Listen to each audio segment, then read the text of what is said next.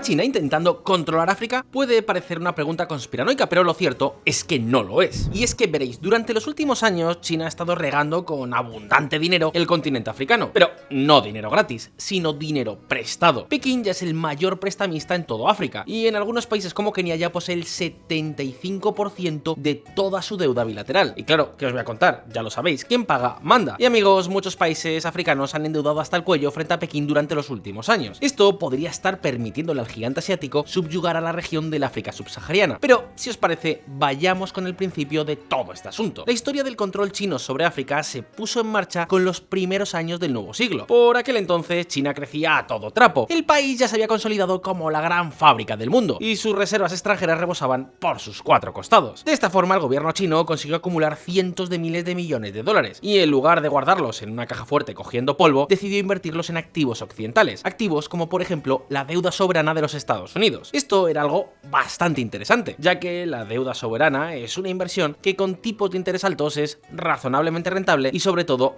es muy segura. Es decir, para los chinos se trataba de una inversión segura y lucrativa. Sin embargo, a partir de 2008 el panorama cambió por completo. Con la crisis financiera mundial, los tipos de interés en Occidente se redujeron hasta llegar a tocar cifras negativas. Y por supuesto, los bonos soberanos en los que invertía China dejaron de ser tan rentables. En otras palabras, que se les acabó el chollo. Entonces, los chinos decidieron buscar nuevos lugares donde invertir todo su dinero sobrante.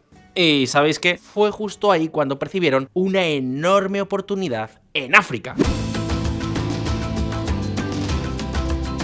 Amigos, las autoridades chinas se dieron cuenta de que los países africanos podrían ser una auténtica mina de oro para sus intereses no solo financieros, sino también comerciales, industriales e incluso, ¿por qué no decirlo?, políticos. Pues bien, a partir de ese momento se puso en marcha un auténtico proyecto elefantiásico de inversiones en el continente olvidado. Al mismo tiempo, eso sí, que China también invirtió en muchos otros países de Asia y América Latina. Todos estos enormes planes de inversión pasaron a conocerse como la nueva ruta de la seda. Hablamos de un proyecto de cientos de miles de millones de dólares con el que China buscó levantar nuevas infraestructuras que extendieran sus garras comerciales por todo el planeta. Y de hecho, en el caso de África, las inversiones han sido una de las claves del éxito de la industria del gigante asiático. Y es que, pensadlo bien, ¿qué es lo que caracteriza a África económicamente por encima de todo? 3, 2, 1, efectivamente, sus recursos naturales. Y claro, resulta que las nuevas industrias chinas, en especial las relacionadas con los microchips y las energías renovables, necesitan enormes cantidades de recursos naturales como el litio o el silicio. Y amigos, aquí es donde surge una enorme teoría de la conspiración. Veréis, muchas de las deudas de los países africanos con China se respaldan con derechos de explotación de recursos naturales. Es decir, que si el gobierno de, por ejemplo, Kenia no puede devolver los préstamos que ha contraído con China, entonces China se queda con los recursos naturales del país. Y diréis, bueno, pero eso es una decisión legítima. Si los keniatas quieren endeudarse y poner como garantía sus recursos naturales, pues allá ellos y su decisión, ¿verdad? Pues en principio sí. El problema es que muchos críticos apuntan a que China está abusando de su posición de poder. A fin de cuentas, muchos países africanos no tienen forma de acceder a préstamos baratos en Occidente. Y claro, en muchos casos es que necesitan el dinero para poder sobrevivir, ya que son países de por sí muy endeudados que necesitan financiarse constantemente. Hablamos de que algunos estados africanos pagan cerca de una quinta parte de todos sus ingresos públicos tan solo en intereses de la deuda. Y al mismo tiempo, si quieren crecer económicamente, también necesitan endeudarse más para invertir en infraestructuras, educación, energía, en definitiva, en su tejido productivo. Vamos, que la deuda africana casi que solo se puede pagar con más deuda. Sin embargo, como estos países son tan pobres, nadie les presta dinero barato, y al final acaban sumidos en lo que podríamos considerar como una auténtica espiral de la miseria. Y amigos, justo aquí es donde entra en juego China. China llega a África con crédito e inversiones baratas. Además, a diferencia de otros prestamistas como el FMI o el Banco Mundial, China no exige garantías de pago como mayores impuestos o recortes de gasto público. Básicamente, los chinos ofrecen cheques baratos y sin condiciones a los gobiernos de turno, pero eso sí, exigiendo recursos naturales como garantías en caso de impago. ¿Y dónde está el problema? Pues que según muchos, el problema es que China otorga esos préstamos a sabiendas de que nunca serán devueltos, de forma que así puede hacerse con el control de multitud de recursos naturales. Y algo similar ocurre también a nivel político. Los gobiernos, que dependen del dinero chino, apoyan siempre a China en los foros internacionales. Esto es lo que popularmente se conoce como la trampa de la deuda, y se resume en que, teóricamente, China ha estado concediendo préstamos a los países africanos no tanto buscando un beneficio económico, sino sobre todo político. Algo con lo que, por ejemplo, pues ya ha conseguido el acceso preferente a recursos naturales, pero también bases militares y apoyo en organizaciones internacionales como la ONU. Así que, según esta teoría, al gobierno chino no le importa que los países africanos puedan o no pagar sus deudas. De hecho, cuanto más más débiles sean sus finanzas, más poder de negociación tendría el gigante asiático. Y no solo eso, sino que muchos argumentan que tras el paso de China, la economía de muchos países africanos al final se ve perjudicada. Así que, resumiendo, China habría inundado África con una deuda muy atractiva, les habría arrancado recursos minerales y concesiones políticas, y cuando ya lo han conseguido, simplemente se van del continente dejando exhaustos a los países donde han invertido. Ahora bien, ¿realmente esta teoría tiene sentido? Pues bueno, siento decepcionaros, pero realmente no mucho. Amigos, esta teoría del supuesto colonialismo chino está muy extendida por los medios de comunicación, y aunque tenga partes de verdad, todo apunta a que ni funciona, ni es tan sencilla como parece, ni mucho menos supone un gran problema para los países africanos. De hecho, ¿queréis un dato rompedor? China, la República Popular China, está abandonando África. Es más, China lleva años dejando de lado a África y sus inversiones en la región. Desde 2016, el gigante asiático está cortando cada vez más lazos con los países africanos. De hecho, ha pasado de prestar casi 30.000 millones de dólares en un solo año a menos de 5.000 en 2020. Por algún motivo, la estrategia de Pekín con los recursos africanos parece estar llegando a su fin. La pregunta es, ¿por qué? Pues prestad atención. Pero antes, dadme solo un segundo. En el sudeste asiático está emergiendo una nueva estrella económica. Y no, por una vez no estamos hablando de la India. Os estamos hablando de un país que en Occidente casi nadie tiene en cuenta. Con más de 17.000 islas, Indonesia es mucho más que un exitoso destino turístico. Es el cuarto país más poblado del mundo y una de las economías de más rápido crecimiento en Asia. Os contamos todos los detalles en Si lo hubiera sabido. Os dejo el enlace a este vídeo abajo en la descripción. Echadle un vistazo y nos contáis si realmente os parece que Indonesia pueda ser la joya oculta de Asia. Veréis, cuando decimos que China hace un préstamo a un país africano, no tenemos que imaginarnos a Xi Jinping extendiendo un fajo de billetes o yendo al notario. No, es más, el dinero del préstamo muchas veces ni siquiera sale directamente de China. Lo que ocurre es que se propone un proyecto de inversión en África, como por ejemplo una carretera. Luego, un banco chino financia a una empresa china, pública o semipública, que participa en la construcción de esa carretera, y luego los gobiernos africanos pagan por la carretera, incluyendo los intereses del préstamo. Si lo pensáis bien, esto tiene muchas ventajas para Pekín, ya que el dinero que presta a los proyectos africanos se reinvierte directamente en empresas chinas que son quienes los ejecutan. Sin embargo, dejadme ser claro, las empresas que trabajan en los proyectos africanos pierden cada vez más dinero. Por ejemplo, un grupo de empresas chinas dedicadas a la construcción ha perdido el 30% de sus ingresos en África desde el año 2015. Pero si os parece dudoso, os pongo un caso más preciso. El puerto de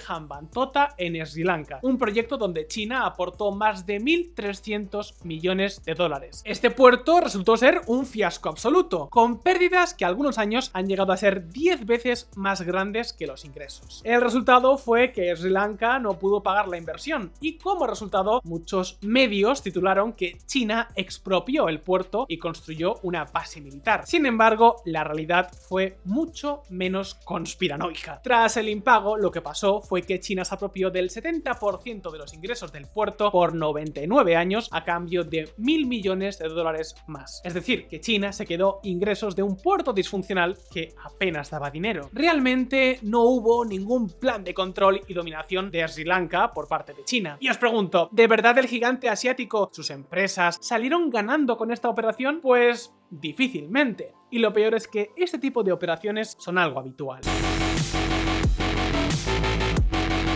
Según un estudio, de 40 préstamos que China hizo a países africanos y que estos países no han podido repagar, tan solo 6 continuaron como si nada. En el resto, o bien la deuda se perdonó, se aplazó o se renegoció. Es decir, que China realmente no salió ganando con todo este juego de billetes. Las nuevas macroinversiones faraónicas en infraestructura están resultando ser grandes pozos sin fondo de dinero chino, lo que quizás explique que las empresas chinas involucradas cada vez contraten seguros contra el impago de la deuda más amplios, pasando de cubrir el 30% al inicio del proyecto al 60% de media en la actualidad. Pero es que, por si eso fuera poco, los proyectos de la nueva ruta de la seda dan pie a muchos más escándalos de corrupción que otros proyectos chinos, del 26% frente a menos del 10%.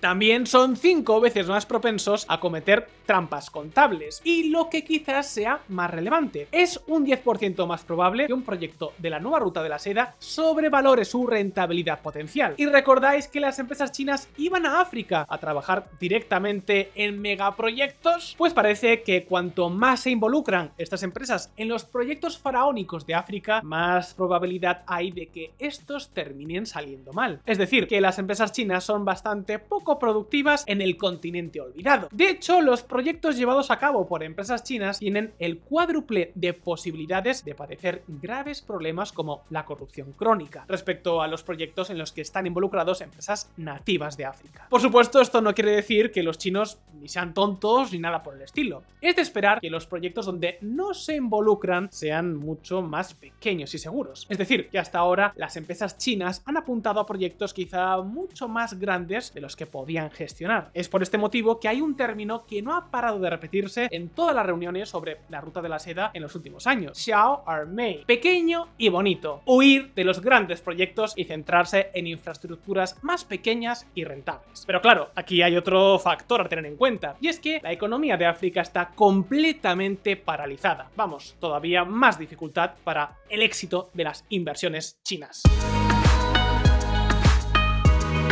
Muchos países en África han experimentado toda una década perdida. Desde el año 2014, debido principalmente a una caída en el precio de las materias primas, el PIB per cápita del África subsahariana ha caído más de un 10%. En realidad, lo más razonable es pensar que si hay un gran beneficiado de la ruta de la seda, ese es precisamente el continente africano. Hay un consenso académico muy amplio en que, por lo general, el préstamo de dinero a gobiernos africanos tiene efectos positivos en el crecimiento de estos países. Por lo que la teoría real sería más bien la contraria. China ayuda a los países africanos y en muchas ocasiones sale perdiendo, aunque eso sí, también gana acceso a recursos naturales y ciertas concesiones o favores políticos. En cualquier caso, también es importante dejar clara la magnitud del asunto, porque en realidad los países africanos no están tan endeudados con los chinos como puede parecer. Es decir, sí, China es el mayor prestamista en África, pero esta frase tiene un poquito de truco. Para empezar, el 60% de la deuda de los países subsaharianos es doméstica, o dicho de otra forma, que los gobiernos se han endeudado mayoritariamente con sus propios ciudadanos, no con países extranjeros. Y por otro lado, que China sea el mayor prestamista bilateral no quiere decir que preste más que todo el resto de prestamistas juntos, básicamente porque muchos préstamos en África están hechos por organizaciones multilaterales como el FMI, el Banco Mundial o el Club de París, y su peso conjunto